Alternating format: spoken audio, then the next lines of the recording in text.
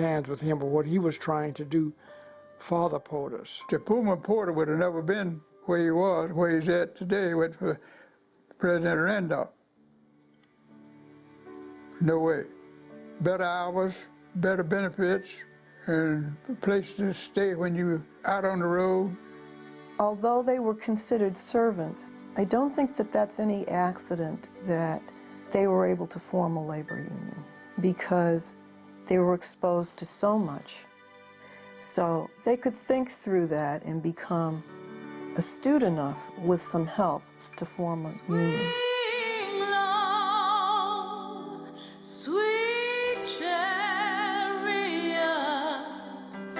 Most everybody in America today, particularly given her recent death, knows the story of Rosa Parks and knows the story of the Montgomery bus boycott. Will remember that Montgomery was the place that most people think of as the kickoff to the civil rights movement in America. What people know is that she was arrested, and I think that's where they think the story ends. She was arrested and something magical happened. We got a boycott of the buses. It kicked off the civil rights movement.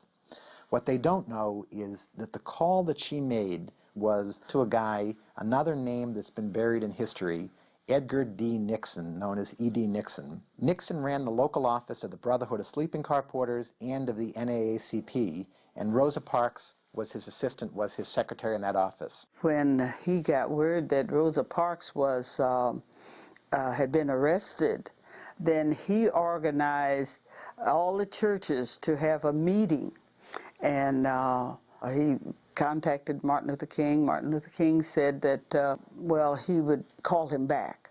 And so Nixon told him, I think you'll want to be at the meeting because it'll be at your church. Church ministers had been contacted to have their people at his church. So he was almost pushed into being the leader of the organization that started the movement. Behind the scenes, throughout the long days of the civil rights movement, the Pullman Porters played several key roles the same way they did in Montgomery. They had had a long battle to take on the Pullman Company and start a union, and they shared the lessons they had learned in taking on one of the most powerful white companies in America. And maybe most importantly, when they had no money, which was most of the time in the early days of the civil rights movement, one of the few forces in the black community that could actually raise money and contribute it to their cause was the Brotherhood of Sleeping Car Porters. The Pullman Porters stand out because no one can discuss American labor history without a discussion of the Brotherhood of Sleeping Car Porters, without a discussion of the significance of A. Philip Randolph. With the tragic death of Martin King when he was assassinated, it was A. Philip Randolph who went on carrying on this struggle for another 20 years. That was why he was given the role of chairman of the March on Washington, and yet we all know we have a holiday celebrating Martin Luther King today, and it's only the rare young student or older person in America who has any clue who A. Philip Randolph is. An excerpt from the documentary Rising from the Rails, the story of the Pullman Porter, based on the former Boston Globe reporter Larry Tye's book. Well, at Philadelphia 30th Street Station this Saturday, I spoke to Dr. Lynn Hughes, founder of the A. Philip Randolph Pullman Porter Museum in Chicago.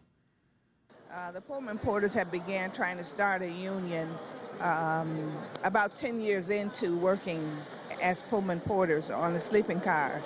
And they wanted to start a union, but at every turn they were discouraged and threatened with losing their jobs. And so even though they were working under unfavorable working conditions, it was very difficult for them, and they wanted to start a union, but they had difficulty because when they did, and the Pullman Company found out about their efforts, they threatened to fire them all, and these men had families.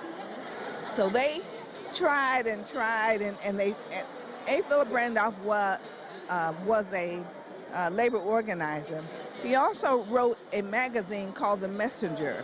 In The Messenger, he wrote about them often, their plight, and so they knew about him because they knew he wrote about them. And so the decision was made by a delegation of them to go to Mr. Randolph and ask if he would help them. The reason being because he was not a porter, so he couldn't be threatened and or intimidated. So a delegation of them that included Milton Webster, who was a Chicagoan. They went to New York and asked Mr. Rand, presented their case and asked him if he would be willing to help them organize a union. And so he agreed, and as they say, the rest is history. And so he had a profound impact on them in that he made them feel like that they were worthy and they could do anything they really wanted to do, but they had to be unified. And so he very adamantly drummed into them the importance of unity, standing together, and the commitment to a cause. And so without him, I'm not sure that the Brotherhood of Sleeping Car Porters would have ever manifested. And the culture that they spread, the newspapers, bringing them south. I often say that they were distributors of the national distributors of the black newspapers. It's particularly the Pittsburgh Courier and the Chicago Defender. They distributed these newspapers in the South where blacks really didn't have exposure to information of events and circumstances and things that were of value to African Americans in the North. And so they virtually distributed the newspapers from the train by throwing them in designated spots with the person on the other end knowing where they were going to deposit it, and that information got passed from family to family throughout the black community, and in fact had a huge impact on the migration of African Americans from the South. Dr. Lynn Hughes of the A. Philip Randolph Museum in Chicago. I also spoke to Frank Rollins at the 30th Street Station in Philadelphia, former Pullman porter and dining car waiter from Chicago. So what does it mean for you to be honored today? Well, it's mighty important to me because it takes me back over those years of hardship. When I started working for the Illinois Central Railroad, it was $66.37 every 2 weeks.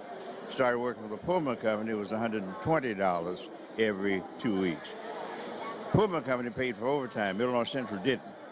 Time and a half at Pullman Company for overtime. Now, to see the whole thing transform from that to the conditions that they later got to work under was almost enviable, except that I was gratified that that change had come. I always wanted the company to charge the customer and not have him depend on the ticket and not have him receive tips at all. I thought it was a little undignifying, but I tried to do my job very well. And to come to this, I think we have made a help in the whole transition of the country. I think that people got to know what porters could do, because all the porters I knew, their children were college graduates. Mine were too.